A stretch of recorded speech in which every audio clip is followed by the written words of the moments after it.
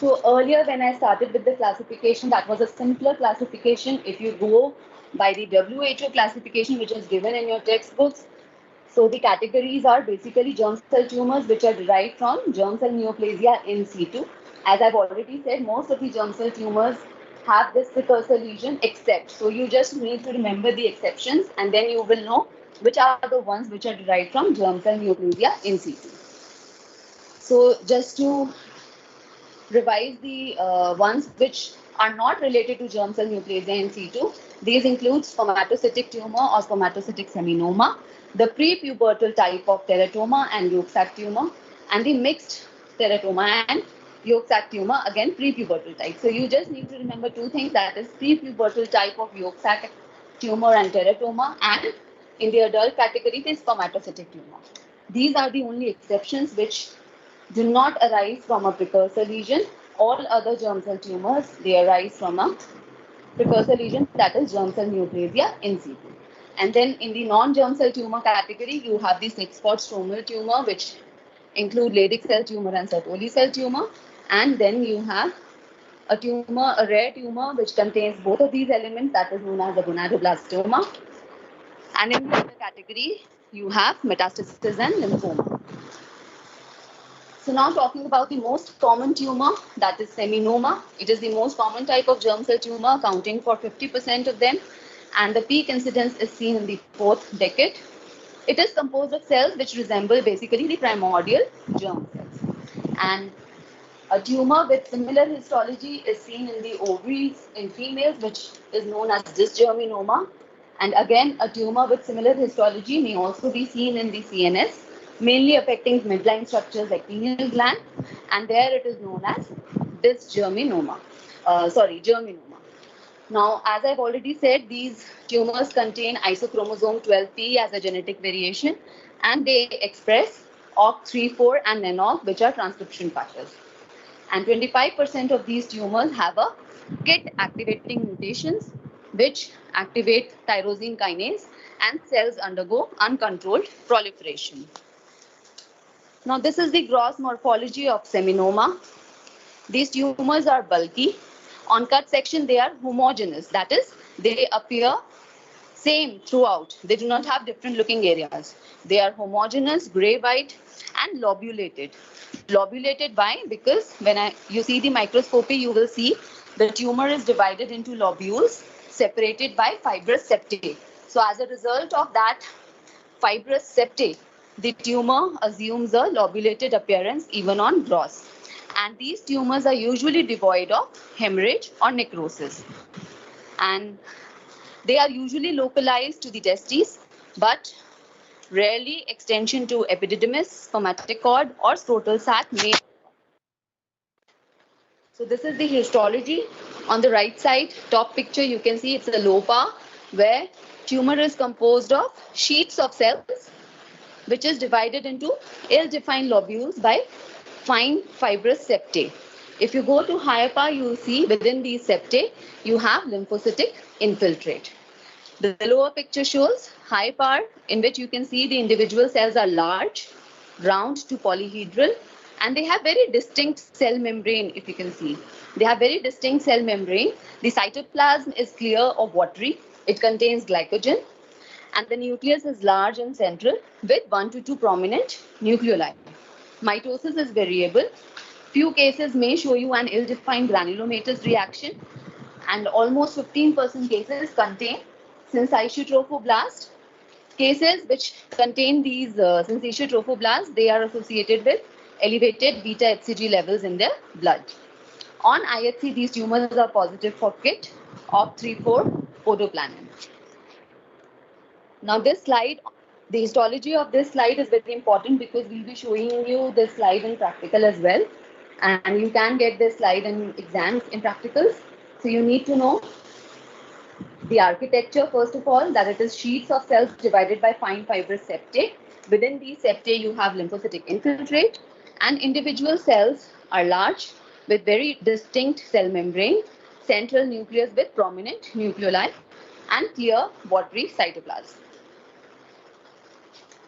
Coming to the next type of seminoma, that is a spermatocytic seminoma. It is a rare tumor, a very slow growing tumor, which usually affects older men, more than 65 years of age. But this tumor, although it shares its name, that is seminoma term is there, but it is very different, both clinically and histologically, than the classical seminoma. This tumor carries an excellent prognosis, and this is associated with gain of chromosome 9q. Grossly, it's a circumscribed, a soft, fleshy tumor. Sometimes it is myxoid with few cysts here and there. Microscopically, this tumor consists of 3 types of cells. Okay, 3 types of cells which are all intermixed with one another. The most predominant cell or the most numerous cells are the medium-sized cells containing round nucleus, spireme chromatin. This term, spireme, we use for describing the chromatin of normal primary and secondary spermatocytes also. Okay, because it's a dividing cell. So the chromatin is spireme and cytoplasm is eosinophilic. Then amongst these cells, you will find some smaller cells with dense chromatin and a narrow rim of eosinophilic cytoplasm. These cells resemble the normal secondary spermatocytes. And then scattered here and there, you can find giant cells, which can be uninucleate or multinucleate. To differentiate this from classical seminoma, these tumors do not have the lymphocytic infiltrate. They never show you granulomatous reaction. Syncytial trophoblasts are not seen, whereas they are seen in 15% cases of seminoma. And they are not associated with the precursor lesion, that is germ cell neoplasia in situ. Coming to the next tumor, that is embryonal carcinoma. This affects 20 to 30 years of age. These tumors are more aggressive. Although in size they may be smaller than seminomas, but they are more aggressive. They are locally very aggressive and they involve the nearby structures.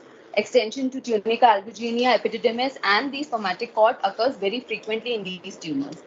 Now on cut section, you can see this tumor has a very variegated appearance. You can see different types of areas because of presence of hemorrhage and necrosis, right? And the margins are poorly circumscribed if you compare this to a seminoma, which was a well circumscribed tumor. On microscopy also, it is a very different looking tumor. The cells are very anaplastic looking. If you can see, they have a lot of atypia. They are pleomorphic. Starting with architecture,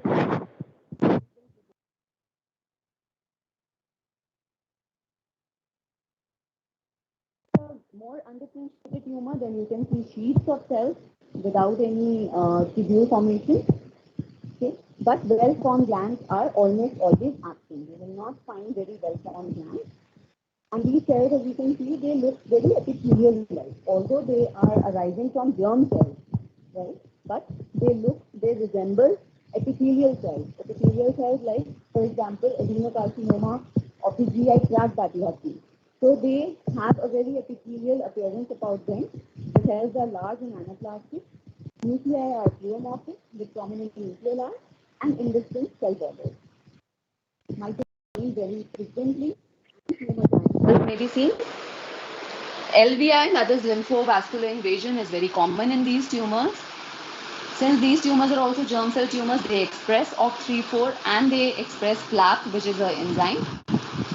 They're also positive for CK, cytokeratin. As you all know, cytokeratin is usually a marker of epithelial cells, but it's a germ cell tumor which also expresses cytokeratin and CD30. However, these tumors are negative for KIT and podoplanin, which were positive in seminoma. The next very important category of testicular tumor is the yolk sac tumor, which is also known as endodermal sinus tumor. The prepubertal type of yolk sac tumor is the most common tumor affecting infants and children less than 3 years of age. Now, when it affects children, it has a very good prognosis. When it affects older population, that is the post-pubertal yolk sac tumor, then the prognosis is not that good. And in adults, it is rarely seen in pure form, and more frequently it occurs in combination with other germ cell tumors. Then it is known as a mixed germ cell tumor. I'll just talk about it in the coming slides. Now, yolk sac elements most frequently occur along with embryonal carcinoma. Now, this tumor also is non-encapsulated. although it is more homogeneous looking than embryonal carcinoma. It is yellow-white and mucinous appearance. On the right side in cut section, you can see some small cyst containing mucinous material.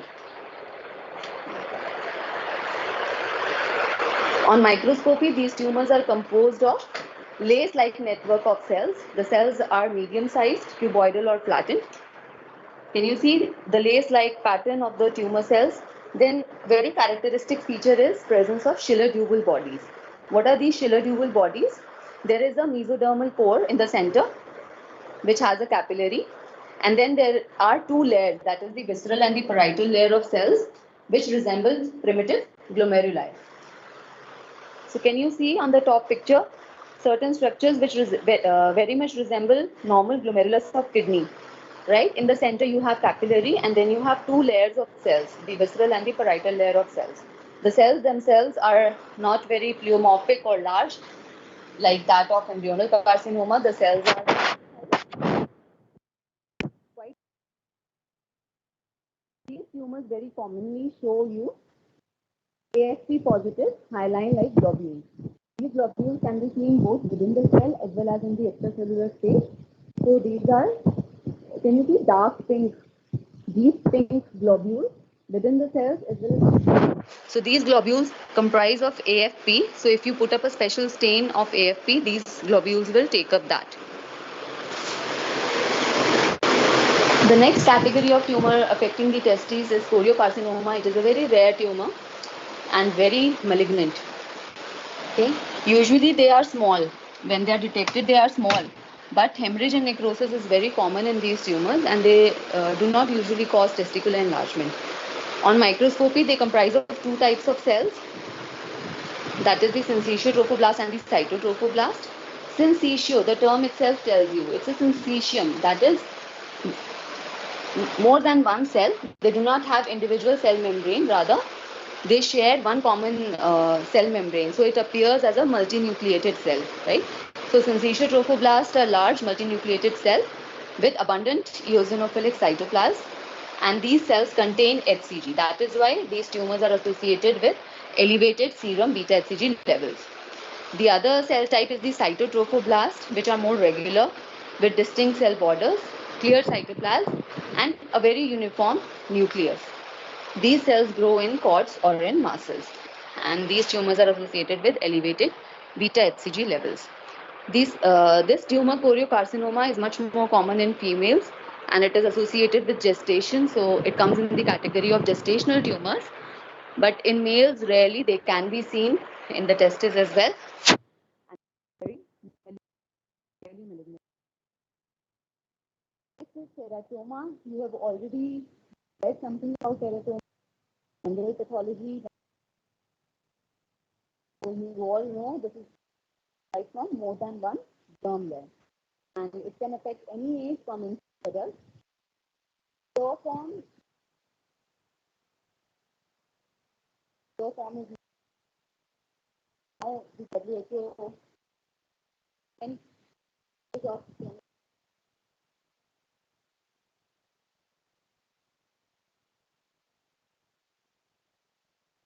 occurs in pure form. That's the post fertile type. Rarely occurs in this other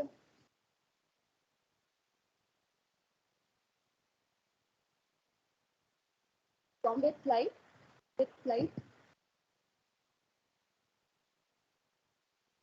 Teratoma. So I'll just repeat what I said. Teratoma tumor is derived from more than one germ layer. Am I audible now? Am I audible now?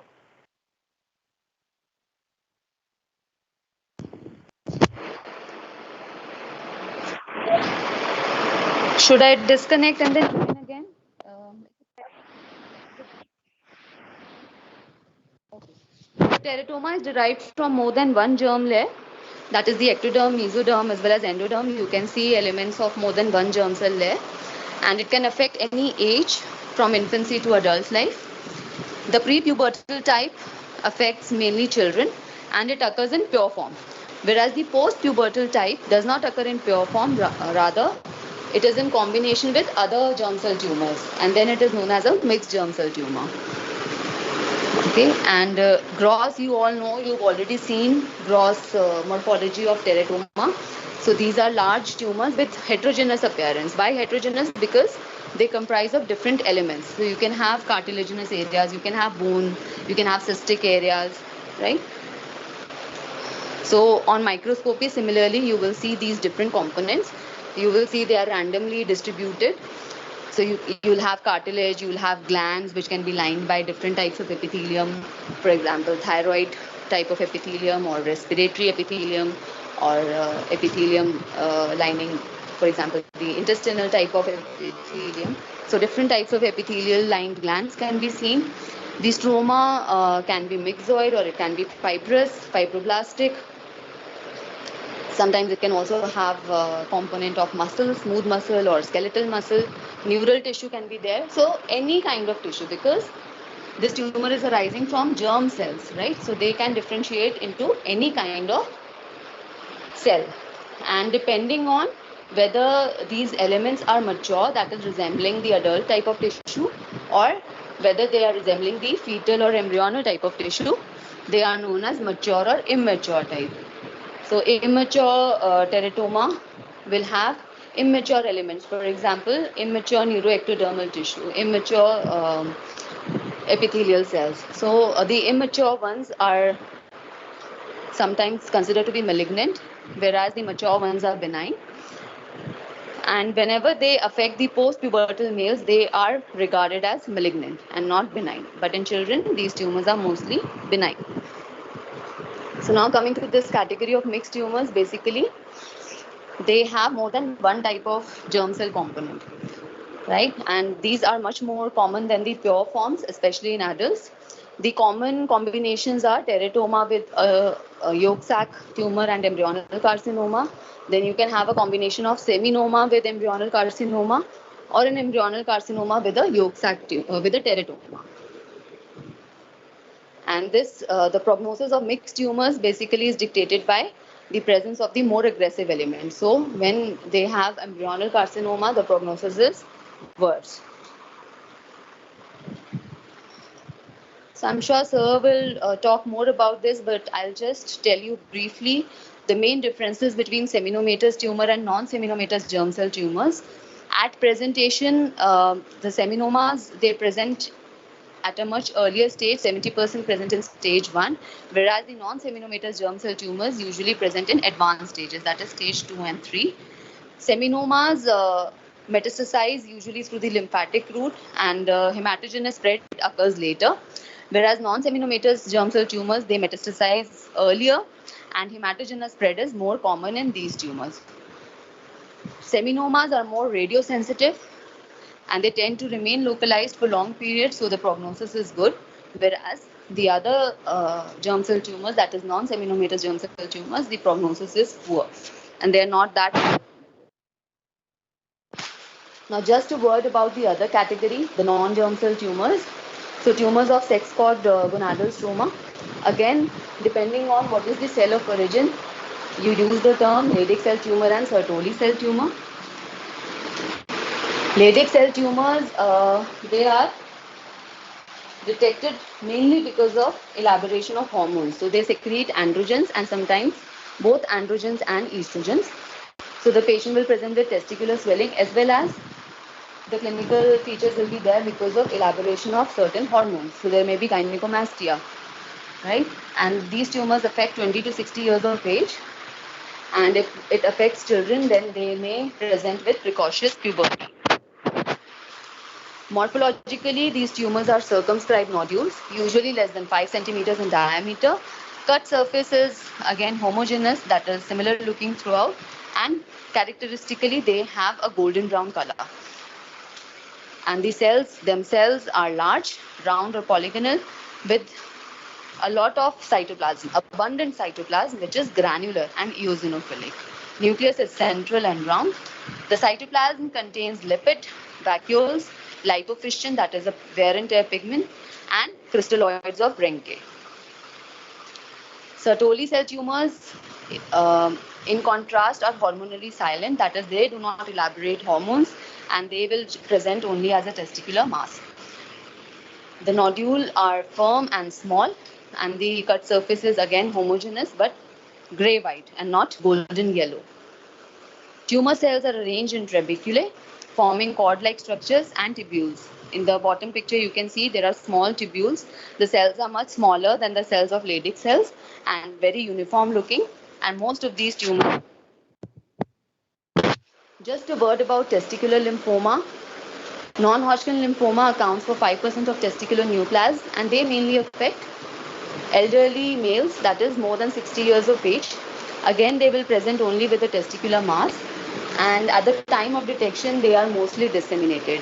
There is a high propensity of involvement of the central nervous system, and in decreasing frequency, the testicular lymphomas are DLBCL type, that is diffuse large B-cell lymphoma, Burkitt lymphoma, or they may be EBV positive NK T-cell lymphoma. Most common is the DLBCL.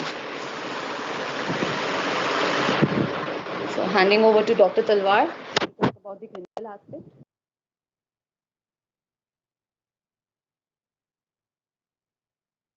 Thank you, Dr. Jyoti. Am I audible? Yes, sir, you are audible. So I'm going to talk about the presentation, diagnosis, and very briefly on the management of testicular cancers. Dr. Jyoti has extensively and very nicely covered the pathogenesis, the pathology, and the prognosis. So if you look at the clinical presentation, the typical clinical presentation in a patient is a painless testicular mass, that the patient complains that there is an increase in the size of the testis that he may have noted while bathing or cycling or while exercising. So most commonly in more than say around 65-66% cases, in more than 2/3 cases, there is no pain. So sometimes patients tend to ignore this painless testicular enlargement unless it enlarges to a huge extent or it metastasizes. And a lot of these patients may have a feeling of discomfort or a pressure or just a heaviness in one of the testicles or a small nodule that is there, and they may tend to ignore it. But if the patients are well aware, if they're educated, some do seek medical attention at a very early stage. And as for all malignancies, the earlier the malignancy is detected, the better the prognosis. About 1/3 of these patients are going to have testicular pain, but testicular pain again compounds the problem in the sense that at a primary physician level, uh, painful testis may be misdiagnosed as an epididymoitis, that is inflammation of the testis and the epididymis. They are put on antibiotics and analgesics, and then again their stage advances by the time they are seen by a specialist and appropriate diagnosis is made.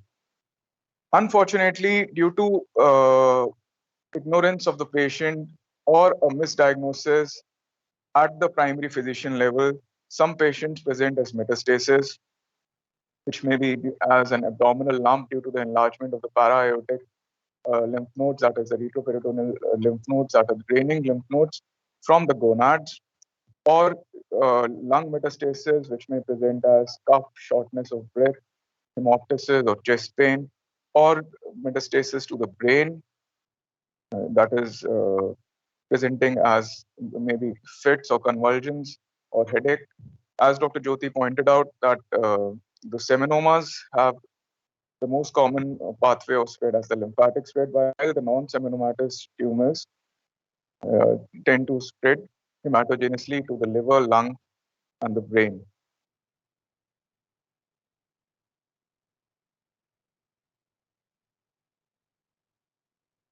A lot of you may be knowing this popular American cyclist, Lance Edward Armstrong. He is one of the success stories of cancer treatment. Now, he won 7 successive Tour de France cycling titles from 1999 to 2005. And this is basically a lot of endurance for a person who was in 1996 diagnosed as suffering from testicular cancer. It is a different thing that subsequently he was found guilty of doping, and all his cycling accolades were stripped. But still, he managed to win 7 cycling titles of a big endurance race after a diagnosis and extensive treatment of testicular cancer. Why I have pointed it out here is one, that he's an inspiration for the medical, the surgical oncologists, as well as the cancer survivors. Secondly, in his case, what had happened was he noticed a testicular swelling himself. He initially thought that he may have hurt himself while cycling. And this is maybe one of those injuries that has resulted in a local swelling. He consulted his team doctor, and he was, as his short spine point out, he was in a team called US Mail. So they were the main sponsors. So he pointed out it to his team doctor, and he initially said that this is just a hematoma or a hematocele that has occurred in the testis, and this will subsequently go away. But by the time he sought appropriate surgical or oncological attention, the tumor in the testes had metastasized to his brain, lungs, and abdomen, but he did not give up. And in his biography, he writes that I had no choice. I had no choice but to look forward. There was no point of looking back. Very optimistically, he underwent multiple sessions of chemotherapy and radiation. He even underwent a brain surgery for removal of 2 of the lesions in the brain. And now he is in complete remission.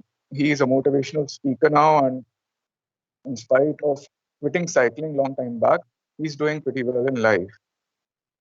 So it is a living evidence that testicular cancer is curable, and is especially seminomas have a very good response to radiation and chemotherapy. Now, testicular cancers, as I told you earlier, that they spread through the hematogenous route into the lungs, brain, or the liver, and by the lymphatic route into the lymph nodes in the para-aortic, that is the retroperitoneal group, the mediastinal, or subsequently higher into the cervical lymph nodes.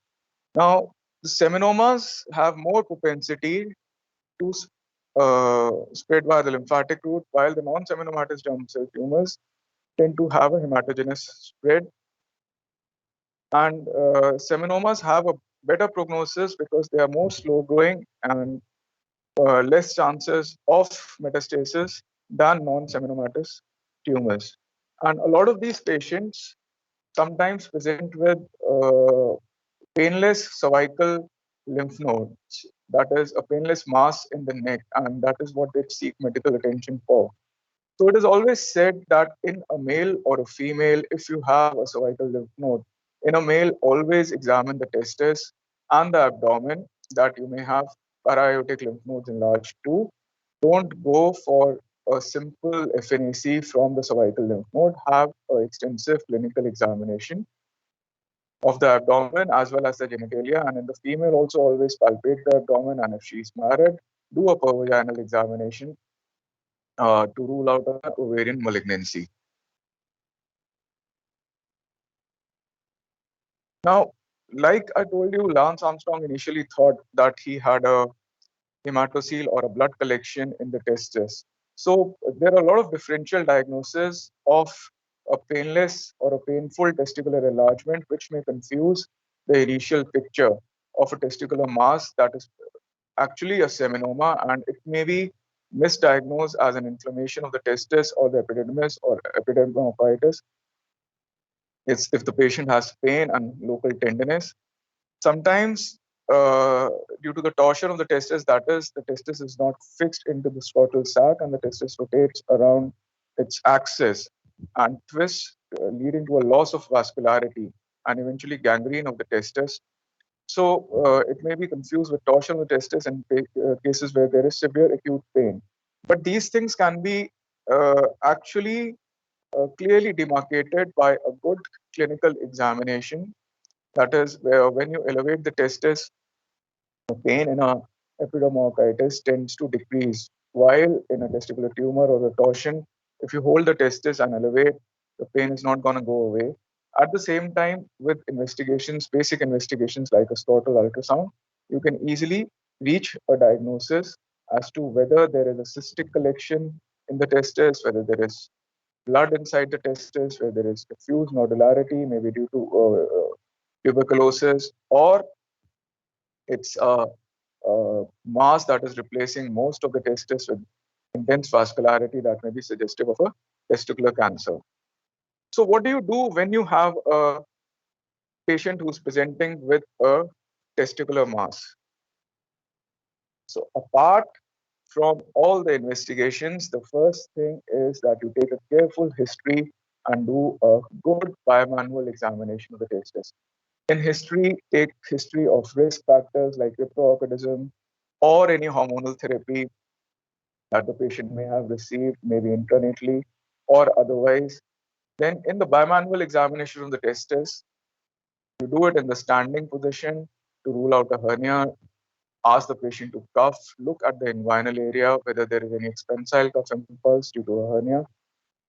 Identify whether this is an isolated testicular swelling or it is an inguinoscrotal swelling. In a testicular swelling, you will be easily able to get above the testis and feel the spermatic cord, while in inguinoscrotal swelling, you will not be able to reach above the testis while examining in the standing position. Then, in the biomanual examination, look for any tenderness, look for the consistency of the testis, whether there is any fluctuation that is which is seen on clinical examination that you will be eliciting when you come to the clinical side. That indicates fluid inside the scrotal sac, which may be due to a hydrocele.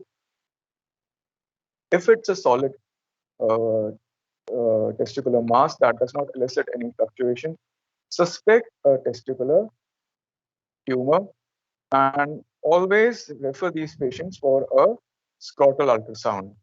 Now, a scrotal ultrasound is widely available, it's rapid, it's very, very sensitive for distinguishing between a solid and a cystic mass of the testis. It is non-invasive and does not require any special preparation, does not require any fasting, does not require any contrast like CT or an MRI. It's very inexpensive. And once you have a solid mass inside the scrotum, you can easily make a diagnosis as to whether this is a testicular tumor or not. Then a color Doppler combined with a scrotal ultrasound will help you differentiate between the causes of diffuse vascularity. If it's a solid testicular mass, it will have a haphazard sort of a vascularity that is seen on a color Doppler. Then you have various tumor markers that you should do once the ultrasound suggests that there is a solid testicular mass. Now, the common testicular markers that are done are beta HCG, the alpha fetoprotein, and lactate dehydrogenase.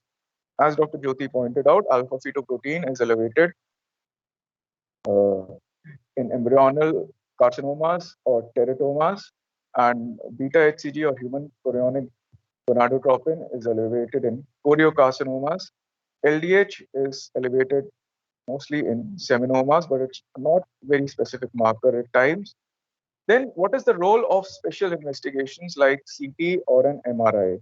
Now, CT and MRI are reserved for the workup of metastasis due to a testicular tumor.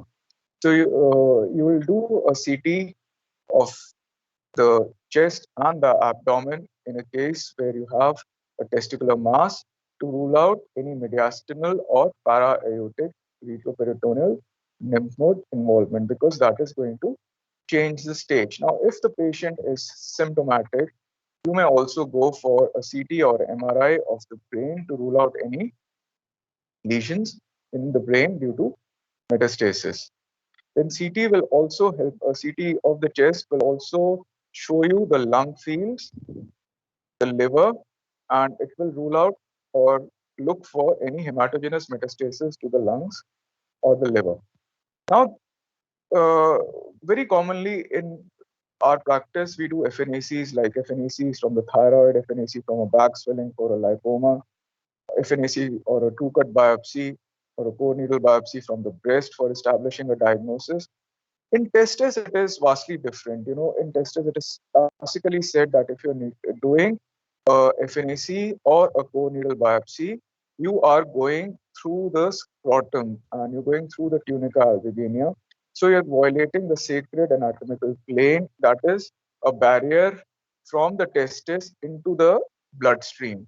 So that may, if you do an FNAC or a true-cut biopsy, that may cause seeding of the needle tract, leading to the spilling of the tumor cells into the blood circulation, and which may lead to metastasis. So for confined testicular tumors which are established on imaging and tumor markers, there is no role for a testicular biopsy or an FNAC. Now, FNAC or an biopsy is only indicated in cases where there is metastasis, where imaging is clearly establishing there is metastasis. So you will be putting these patients on chemotherapy. So for a chemotherapy regimen, you require the diagnosis that which sort of a tumor are you dealing with. So in cases of metastasis, a FNAC or a true-cut biopsy can be done. The second scenario where you may go in for a tissue diagnosis by needle cytology or a true-cut needle is in cases where of bilateral testicular tumor in which imaging is clearly suggestive of a lymphoma. A testicular ultrasound in for a bilateral tumor can clearly establish whether this is a lymphoma or not. It has a typical presentation. So if you're suspecting a lymphoma, you will do a testicular FNAC and maybe a biopsy for the clear-cut typing of the testicular tumor, and this will help you in establishing the typing of the lymphoma, because lymphomas are one of the success stories of medical oncology, in the sense there are a lot of targeted chemo and immunotherapies available for lymphomas, which can be given for various different types of lymphomas. So for a lymphoma, you will be putting these patients on chemotherapy first. In other patients in which this is localized to the testis, the tumor is localized to the testis, to the scrotum only, and on imaging you have clearly found out that there is no metastasis to the chest or the abdomen. In these cases, the patient will undergo a radical inguinal orchiectomy or a high inguinal orchiectomy. In this, basically what is done very briefly is a inguinal incision is given, and the testis is delivered from the scrotum, sort of pushed from the scrotum, manipulated into the inguinal canal, because the testis is the normal descent is from the inguinal canal into the scrotum. So if you give an inguinal skin crease incision, you can deliver the testis from the scrotum to the inguinal canal. Now you may ask that why not remove the testis by just giving an incision on the scrotum. Now again, if you give an incision on the scrotum, what is going to happen is you're going to cause the tumor seeding into the scrotal blood vessels. So you're going to violate the natural anatomic planes. So you don't want any tumor seeding into the blood circulation. So safer it is that you manipulate the testis after giving an inguinal incision into the inguinal canal, and you clamp the cord high up at the deep ring, as high up at the deep ring. So you are going to remove as much as of the spermatic cord also. Now this can only be done through an inguinal skin incision. You cannot do a high inguinal orchiectomy through the scrotal route. So that is the second reason that you do not prefer the scrotal route. Now the reason for removing this spermatic cord is that there may be microscopic metastasis in the spermatic cord. So you remove as much as this of the spermatic cord as possible by doing a high inguinal orchiectomy. Then, depending upon the stage of the tumor, these patients will undergo a chemotherapy. The most common chemotherapy that is given is a BEP regime, that is a regime of intravenous bleomycin, etoposide, and cisplatin. And this regime is given at an interval of 3 or 4 weeks, and a total of 4 cycles are given. Then radiotherapy is indicated in cases where you have a retroperitoneal or a mediastinal or a cervical lymph node enlargement. In those cases, either you can give radiotherapy concurrent, that is simultaneous with chemotherapy, or you can give chemotherapy first or radiotherapy later. So you basically have a tumor board that comprises of the surgeon, the pathologist, the radiotherapy personnel, and the medical oncologist. And basically, they sit down with the reports of the patient and decide that which chemotherapy is to be given and when is the radiotherapy to be decided. But all in all, seminomas are much more sensitive to chemotherapy and radiation, and they have the best prognosis.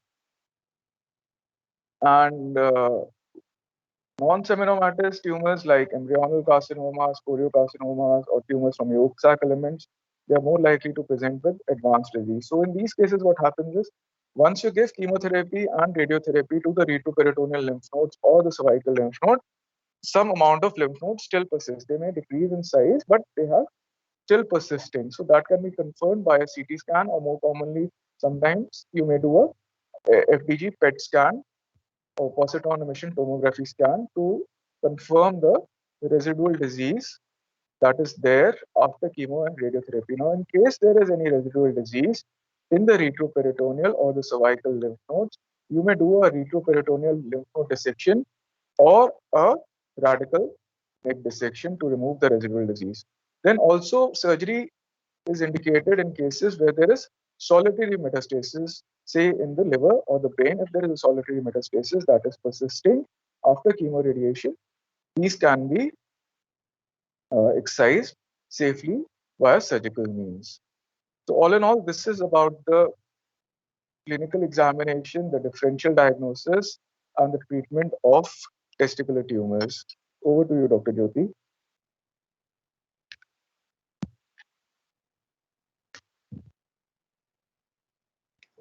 Thank Any you, sir. questions? Yeah, Dr. Jyoti. Thank you, sir. It was a very lucid explanation of the clinical aspect of these tumors. I'm sure girls would have really liked, this integration part, because usually when we just talk about the pathology portion and we just touch the clinical aspect, and we're not able to tell it so extensively. So, sir, I think this integration is really helpful for these students to understand, to get the entire picture of these tumors.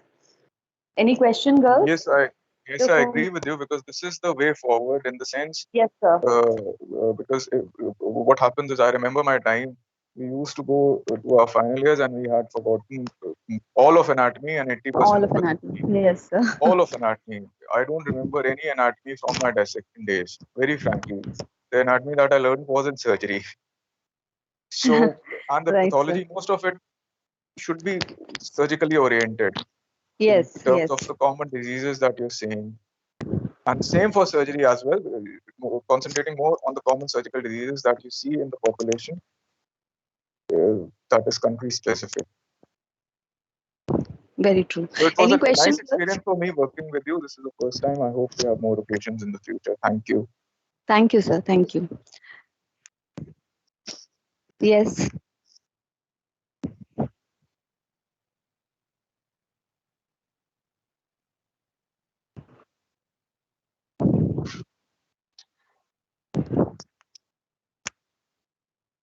It's after the tumor has been removed, as sir said, surgically, when the testis has been removed and it is sent for histopathological examination.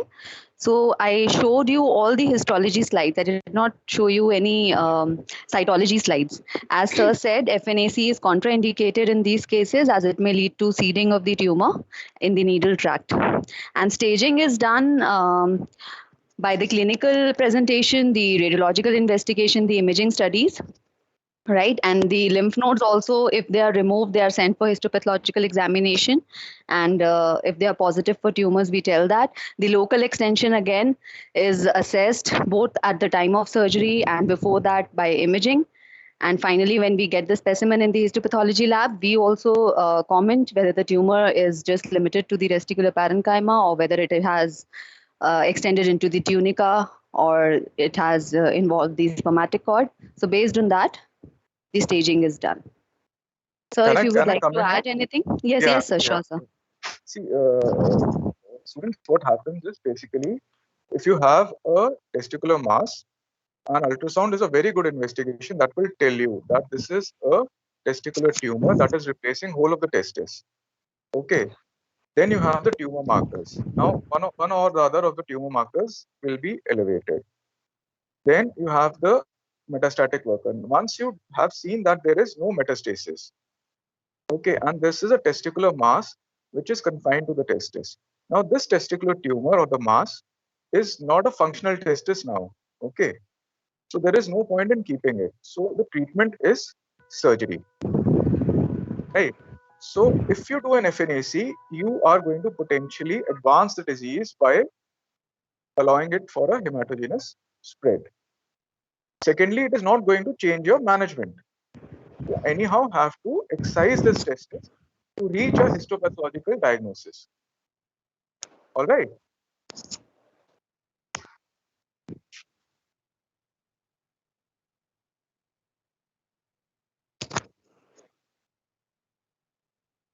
No, we are removing the testis. There are two routes of removing the testis. One, easy route, give a scrotal incision, take out the testis, clamp the cord just above the testis and excise it. Second is, you deliver the testis into the inguinal canal after giving an inguinal incision and do a high ligation of the spermatic cord. So remove as much as of the spermatic cord as possible. So any microscopic spread that is there into the spermatic cord is taken care of. So that is the reason for doing a high inguinal orchiectomy.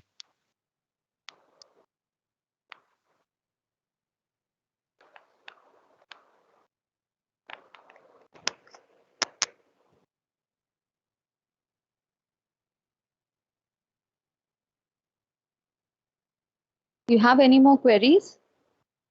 Otherwise, we'll end this session.